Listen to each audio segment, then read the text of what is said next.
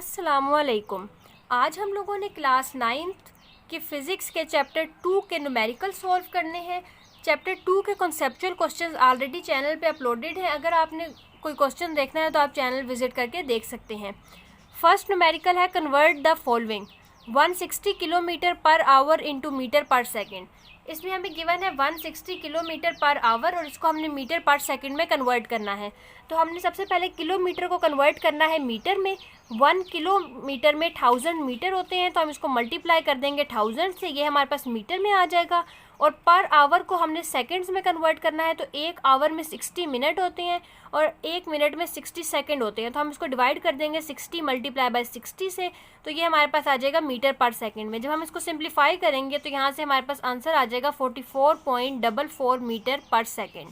Second part में हमें given है 36 metre per second into kilometre per our.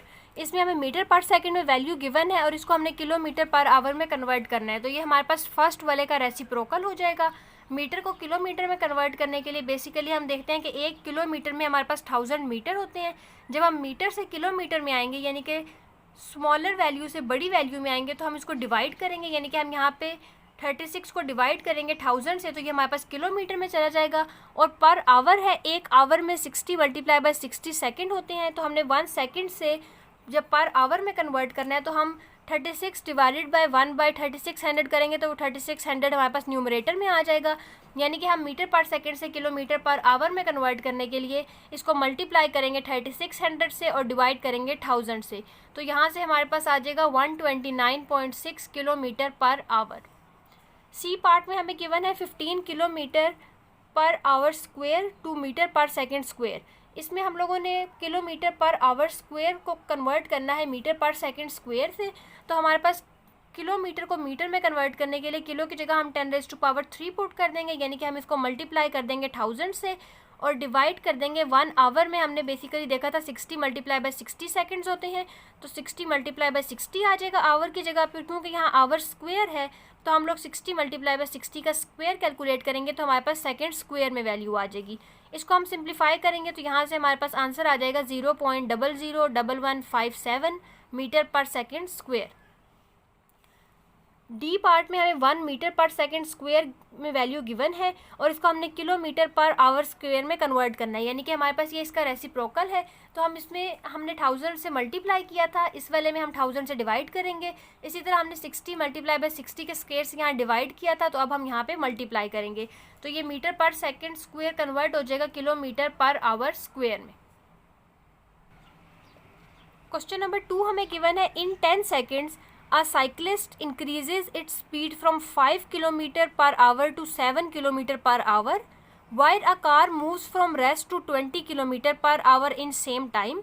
Calculate and compare the acceleration in each case. इस question में हमें given है कि एक साइकिलिस्ट है जिसने 10 सेकेंड्स में उसकी स्पीड इंक्रीज होती है 5 किलोमीटर पर आवर से 7 किलोमीटर पर आवर पे।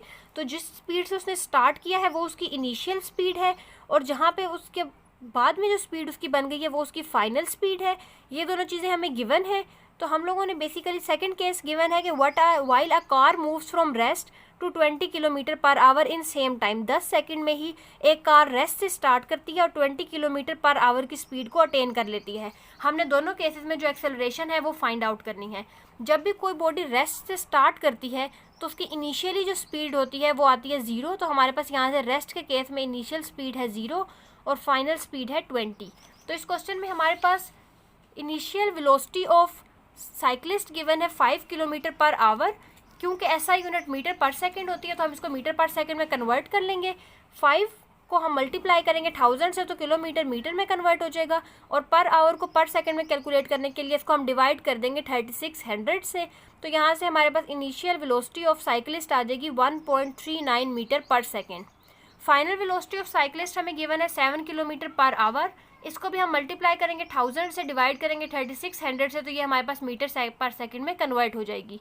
इसके बाद हमें गिवन है कि एक कार रेस्ट से स्टार्ट कर रही है तो उसकी इनिशियल वेलोसिटी 0 है और फाइनल वेलोसिटी ऑफ कार हमारे पास 20 किलोमीटर पर आवर है, जिसको अगर हम मीटर पर सेकंड में कन्वर्ट करें तो ये 5.5 मीटर पर सेकंड बनता है। हमने दोनों केसेस में टाइम अगर 10 सेकंड हो तो एक्सेलरेशन फाइंड आउट करनी है। एक्सेलरेशन का हमारे पास फॉर्मूला होता है final velocity minus initial velocity divided by time. तो सबसे पहले हम ये फार्मूला अप्लाई करते हैं acceleration of cyclist find out करने के लिए। साइक्लिस्ट की जो फाइनल वेलोसिटी थी वो 1.94 है और इनिशियल वेलोसिटी 1.3 है। तो यहाँ से हम फाइनल वेलोसिटी की जगह 1.94 पुट कर देंगे, इनिशियल वेलोसिटी की जगह पे हमारे पास आ जाएगा 1.39 डिवाइडेड बाय टाइम है हमारे पास 10 सेकेंड्स। इसको सिंप्लीफाई करेंगे तो एक्सेलरेशन ऑफ साइक्लिस्ट आ जाएगी 0.055 metre per second square. Acceleration of car find out करने के लिए अगेन हम यही फार्मूला यूज़ करेंगे, final velocity minus initial velocity divided by time. Final velocity of car हमारे पास थी 5.5 मीटर पर सेकेंड, तो फाइनल वेलोसिटी की जगह हम पुट कर देंगे 5.5 मीटर पर सेकेंड और इनिशियल वेलोसिटी ऑफ कार थी 0, तो हम इनिशियल वेलोसिटी की जगह पुट करेंगे 0 डिवाइडेड बाय टाइम है हमारे पास 10।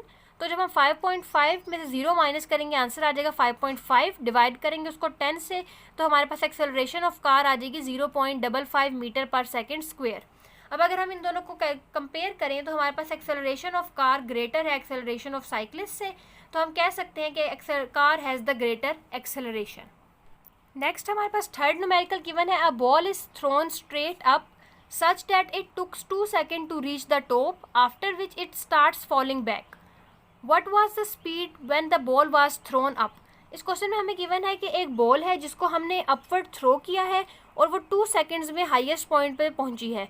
उसके बाद उसने बॉल यानी कि हमने बेसिकली बॉल को अपवर्ड थ्रो किया, उसने 2 सेकेंड में कोई डिस्टेंस ट्रैवल किया, वो हाईएस्ट पॉइंट पे पहुंची और फिर वहाँ से वो डाउनवर्ड वापस आ गई। तो हम लोगों ने बेसिकली फाइंड आउट करना है कि जब हमने उसको थ्रो किया था अपवर्ड तो उसकी जो वेलोसिटी थी वो क्या थी। तो हमने यहाँ पे बेसिकली देखते हैं कि हमारे पास टाइम गिवन है 2 सेकेंड, तो हमारे पास टी आ जाएगा 2 सेकेंड। जब बॉल हाईएस्ट पॉइंट पे जाएगी तो वो 1 लम्हे के लिए रुकेगी फिर वापस आएगी, तो यहाँ से हमारे पास फाइनल वेलोसिटी आ जाएगी 0 metre per second. Initial velocity हमने कैलकुलेट करनी है। जब भी कोई body against the gravity move करती है तो उसकी acceleration due to gravity -9.8 metre per second होती है, और जब वो टुवर्ड्स द अर्थ मूव करती है यानी कि डाउनवर्ड मूव करती है तो हम उसकी एक्सेलरेशन को पॉजिटिव कंसीडर करते हैं। तो क्योंकि यहाँ पे हम थ्रोन अप वाला केस देख रहे हैं यानी कि बॉडी हमारी अपवर्ड मूव कर रही है, तो हम acceleration due to gravity negative मिलेंगे। तो इस डाटा के अकॉर्डिंग हमारे पास टाइम गिवन है, फाइनल वेलोसिटी गिवन है, इनिशियल वेलोसिटी हमने फाइंड आउट करनी है और एक्सेलरेशन ड्यू टू ग्रेविटी हमें नोन है। अगर हम first equation of motion use करें VF is equals to VI plus AT, VF हमारे पास 0 है, VI हमने कैलकुलेट करना है, A जो है वो इसमें एक्सेलरेशन ड्यू टू ग्रेविटी है -9.8 और टाइम है 2 सेकेंड। सारी चीज़ें नोन है, सिर्फ एक अननोन है, तो हम इस अननोन को कैलकुलेट कर लेंगे। ये हमारे पास आ जाएगा VI is equals to 2 multiply by 9.8, 2 को 9.8 से मल्टीप्लाई करेंगे तो इनिशियल वेलोसिटी हमारे पास आ जाएगी 19.6 मीटर पर सेकेंड। नेक्स्ट हम देखते हैं fourth question, a car is moving with uniform velocity of 20 metre per second for 20 seconds. एक कार है जो कि यूनिफॉर्म वेलोसिटी से मूव कर रही है 20 मीटर पर सेकेंड 20 सेकेंड के लिए, then brakes are applied and it comes to rest with the uniform de acceleration in 30 seconds. एक कार थी वो फर्स्ट 20 सेकेंड में यूनिफॉर्म वेलोसिटी से मूव कर रही थी और उसकी वेलोसिटी 20 मीटर पर सेकेंड थी। फिर हमने ब्रेक्स अप्लाई किए और 30 सेकेंड्स तक, अगले जो नेक्स्ट 30 सेकेंड है उसमें वो रेस्ट पे आई है, तो उस टाइम पे जो एक्सेलरेशन थी वो डी एक्सेलरेशन बन जाएगी। हमने इसका ग्राफ प्लॉट करना है और डिस्टेंस कैलकुलेट करना है।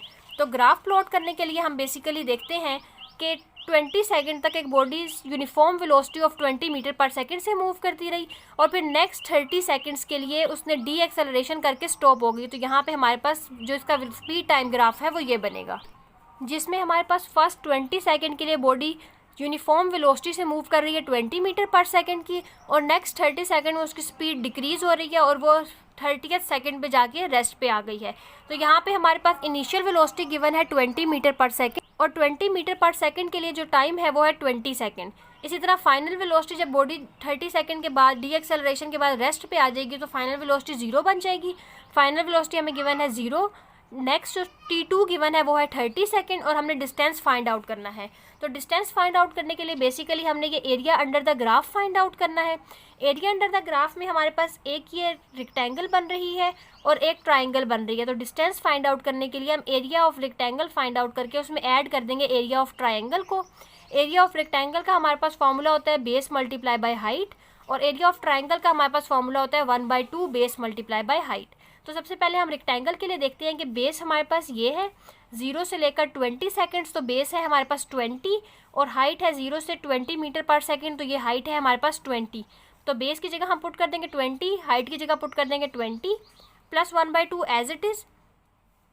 ट्राइंगल के लिए हम जब बेस देखते हैं तो वो 20 मीटर से लेकर 20 सेकेंड से लेकर 30 सेकेंड तक, मज़ीद 30 सेकेंड कार ने मूव किया था बिफोर कमिंग टू रेस्ट।